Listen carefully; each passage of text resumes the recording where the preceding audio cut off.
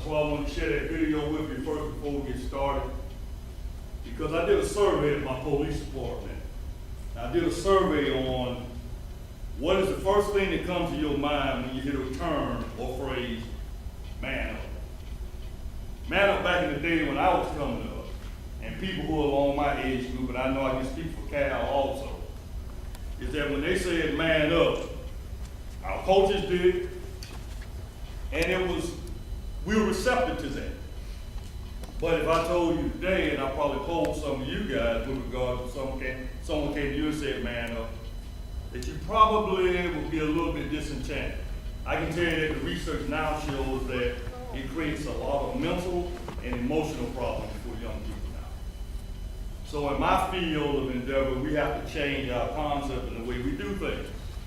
But I want you to think about how you mask each and every day of your lives.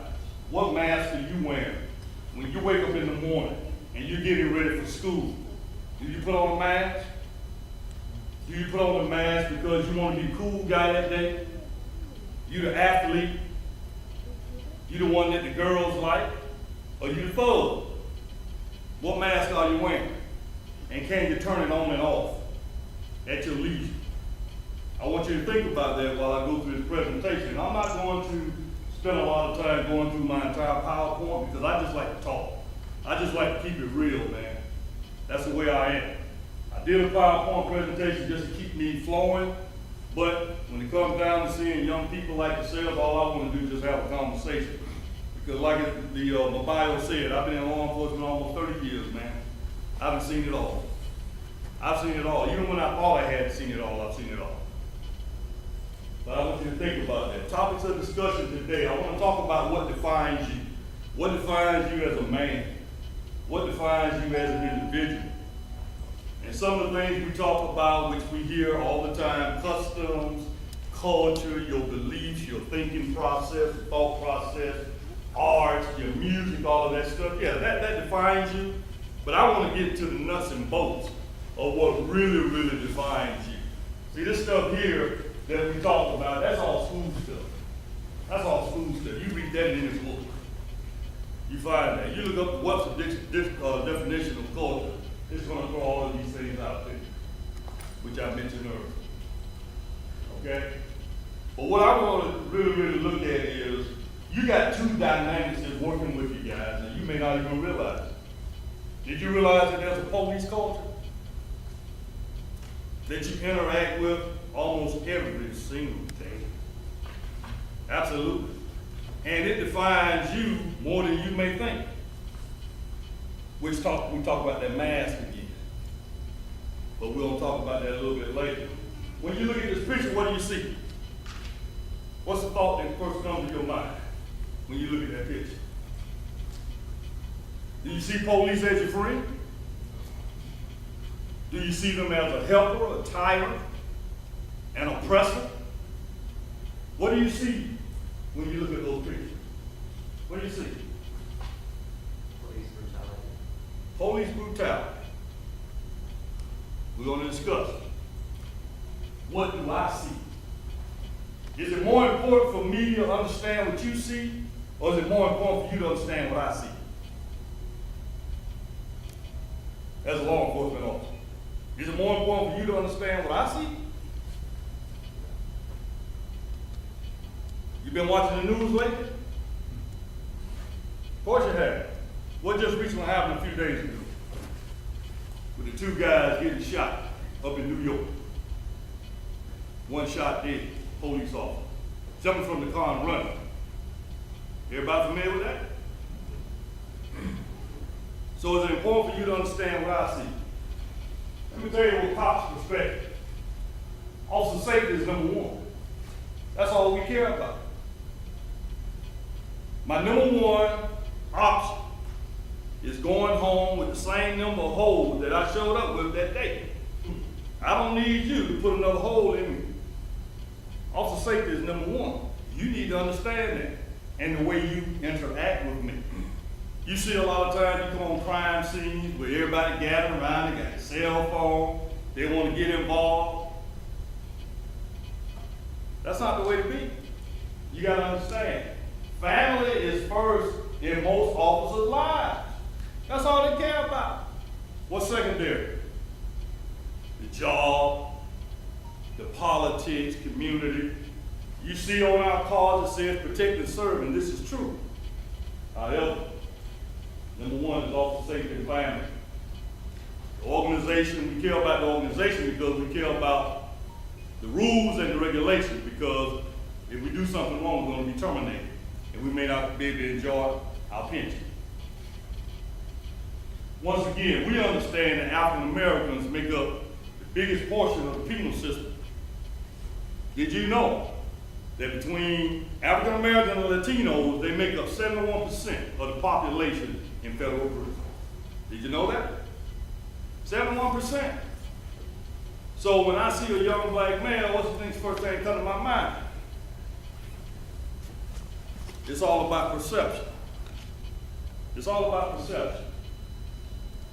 White Americans only make up 25% of the federal prison population. 25%. Yet, as you see, they make up 63% of the entire United States population. Just give you a few things to think about. And this one here, African American men sentenced to terms that are 20 to 50 times longer. That's pretty crazy, isn't it? And what do you think the majority of crimes are? Narcotics. Narcotics. From a cost perspective, and this is the sad part, and this is the culture that you guys got to change, and that's why I'm glad you're here today. When you talk about children that don't have both parents in the household, your opportunity to do things as far as employment, getting advances, education, is minimized. Because you've got to understand one thing about the criminal justice system. The criminal justice system is predicated on cash flow. I'm just telling you like it is. It's all about the money.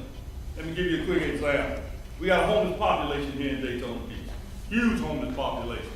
Last week, the city declared war on the homeless. I shouldn't even be telling you that, because I hope there are no other cops in here that go back and run and tell that. But we did. Because we can't target one group, right? What is that called? What I hear? Profile. You can't do that. But guess what? The city said we're sick and tired of those people standing out in the intersections. They're taking over our parks. You can't even go to the park with your children. You can't do it. They standing around the bathroom, they defecating, they urinating. So what we did, we made all the parks smoke-free zones, and we went in at 6 o'clock in the morning, and we did a sweep, and we arrested 36 people.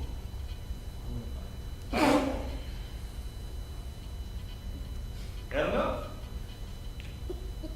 So, you think incarcerating homeless people going to solve the problem? Problem. Gentlemen, quickly, let's talk about 3 C's, because I think this is the thing that's really, really important for you to take away from this. When you talk about the culture of a man and how things are changing in your life. 3 C's, the number 1 is accelerated change. Accelerated change. Things are moving very fast in your life right now. And it's kind of hard for people to keep up. It's very tough for you to keep up. And that is one of the biggest challenges that you're going to find in every walk of life right now, is accelerated change. How are you adapting to this accelerated change? Is the schools getting you prepared for it? The second one, increased competition. Is this your competitor? Is this your competitor? You look to your left and right, you got competition. Are you competing for scholarships, whether it be academic, whether it be athletic? Are you competing for grants? Are you competing for a job? I've competed for jobs in my police department for the last 6 years. Last 6 years. I competed for a captain position for 6 years straight, got passed over 6 times. And I don't mind telling you about people who are less qualified than me. Less qualified. In education, in experience, time on the job, but that happens. So what do? Some of the gentlemen on the panel, they're going to talk about that, picking yourself up after disappointments. Number 3, overwhelming complexities. Would you agree that things have gotten complex? And a lot of people can't keep up with those complexities. That's going to be a challenge for you. Bridging the gap as I wind down. I can only help you if you are willing to listen. If you're not going to listen, it ain't no need of us having a conversation. And especially when it comes down to young people. How many people familiar with RMA? That's school RMA. Can anybody tell me why young people are so angry? Can anybody explain that to me? I've never seen, what is it about, 5-6 billion people in the world? I've never seen so many people angry at everybody. Just angry at that for no reason. But they want to take on the world. They want to take on the world. Education programs are important. We got to improve that, learn a new trade, because I understand that education is not for everybody. I love college. I really did. I had a great time. I graduated from Florida State, guys. Okay. Part of school of the state. Okay? I love it. I may have some gators in here, but that's okay. We can talk about that during our panel discussions. Bridging the gap. Trust. Let me tell you why trust is so tough of a proposition. By sharing your story. How many people are familiar with the cow, the bird, and the fox? How many of you heard that story? But let me share it with you. This bird was trying to get south for the winter. It was so cold. It was so cold that his wings started to develop ice on him. He fell to the ground. A cow was walking along, and it saw that the bird wings were frozen. So it crapped on the bird. And then it walked on. The fox, it walked by, saw that the bird was in distress. It cleaned the crap off the bird, then the fox ate it. What's the moral of the story? Who can tell me real quick? Anybody? Take a stab at it. Anybody? I'll tell you. Everybody that craps on you is not necessarily your enemy, and everybody that cleans you up is not necessarily your friend. That's why trust is a tough proposition. Because you got to be able to discern who is your friend and who is your enemy. I'm getting close. I'm getting close, guys. But anyway, diversify your role models. That's why we're here today to help you with that. You got to encourage diversity, guys. You got to get out of your comfort zone. You got to get out of your comfort zone, okay? I do it all the time, you know, and a lot of things you don't understand. Like I said, you see these police pants on me? Because I was in a rush trying to get here. You see this cap on my head? That's because I officiate basketball and football. That's why I put that jersey up there, to give you some idea that you can have a lot of different things that you enjoy doing in your lifetime. You don't have to have your mind all made up right now. But see, I got a lot of loves, man. I love basketball just like Cam, but I can't play no more. Knees too bad. But I can officiate.